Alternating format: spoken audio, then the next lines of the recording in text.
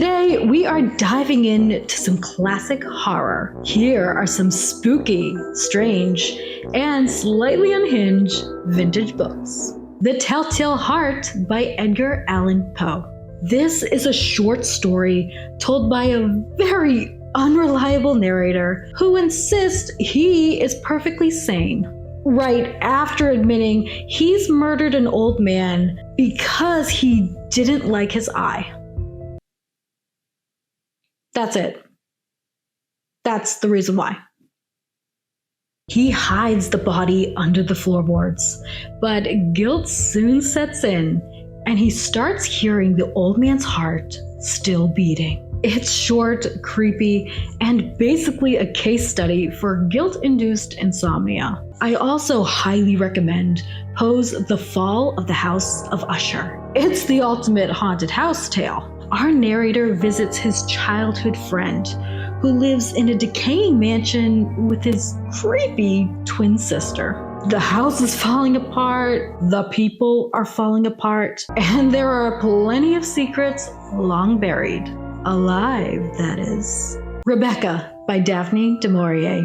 A shy, unnamed young woman falls head over heels for a charming widower named Maxim de Winter. After a whirlwind romance, which is basically a red flag parade, they get married and move into a sprawling, gloomy estate, Manderley.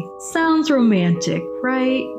Wrong, because once she arrives, it becomes clear that Rebecca, Maxim's glamorous and tragically deceased first wife, still runs the show around here, even from beyond the grave. This is one of the best Gothic romance novels ever written, complete with moody vibes, hushed secrets, and enough gaslighting to heat the entire estate. The Picture of Dorian Gray by Oscar Wilde. Dorian is a dangerously handsome young man with the self-control of a kid in a candy store. When he sees a portrait of himself painted at the height of his youth and beauty, he makes a strange wish that the portrait would age instead of him. And like all good, unsettling stories, this wish comes true. At first, Dorian just uses his supernatural youth to party and break hearts. But while he remains physically perfect, the portrait begins to morph into something absolutely hideous, reflecting Dorian's growing corruption and cruelty.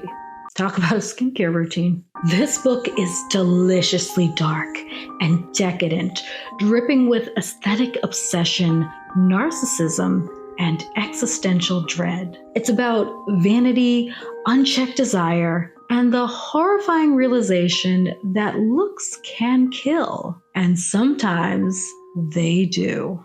Wuthering Heights by Emily Bronte. At the center of this emotional hurricane are Heathcliff and Kathy Enshaw, two people who are absolutely obsessed with each other in the most destructive way. There's constant stormy weather, endless howling wind, and at least one ghost scratching at the window. This is not your average love story.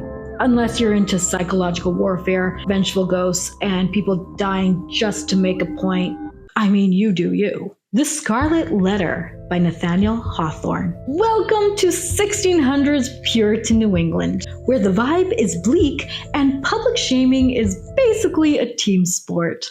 Here we meet Hester Prynne, a woman who's just had a baby out of wedlock. And instead of receiving privacy, support, or even a basic level of human empathy, the entire town decides to make her the unofficial mascot of sin. As punishment, Hester is forced to wear a giant scarlet letter A. A for adulterer, real creative. While everyone gossips and clutches their pearls, her mystery lover, who is very much a coward, quietly observes Hester's fate. The Scarlet Letter is a haunting look at shame, gender roles, and the public spectacle of morality. This novel is full of fall vibes, judgmental townsfolk, decaying morals hidden behind tight smiles, and more emotional repression than a Puritan potluck. Frankenstein by Mary Shelley. Meet Victor Frankenstein, the original overachiever with a god complex and zero coping skills. Victor becomes obsessed with unlocking the mysteries of life. By reanimating dead flesh using science, lightning, and a suspicious amount of human body parts. Victor brings a creature to life, but as the horror of what he has done dawns on him, Victor takes one look at his creation and flees, leaving the creature completely alone in a world that recoils at his every move.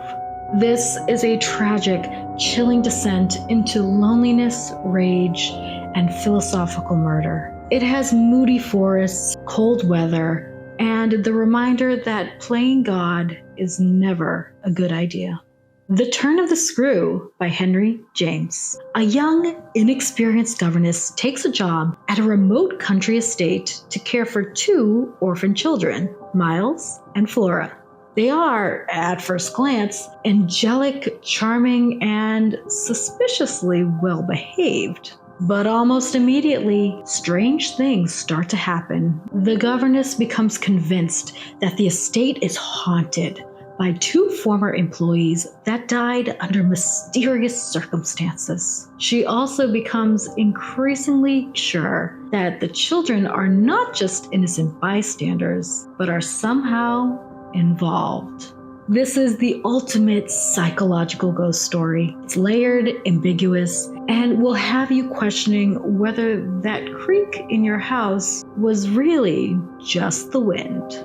The Haunting of Hill House by Shirley Jackson. Eleanor Vance is a lonely, emotionally fragile woman who's been invited to participate in a paranormal study at the mysterious Hill House. Eleanor moves in hoping for a fresh start and maybe even a little adventure.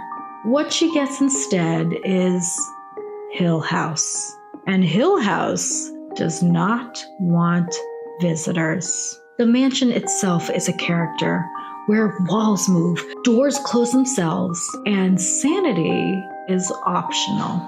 This is slow burn horror at its finest, psychological, ambiguous, and deeply unsettling. It's perfect for anyone who enjoys existential dread and haunted real estate. And there you have it, a stack of creepy, classic, chaotic books. And if you want even more nightmare fuel, click this video. Until next time, stay spooky, stay cozy, and please, don't build a monster in your basement.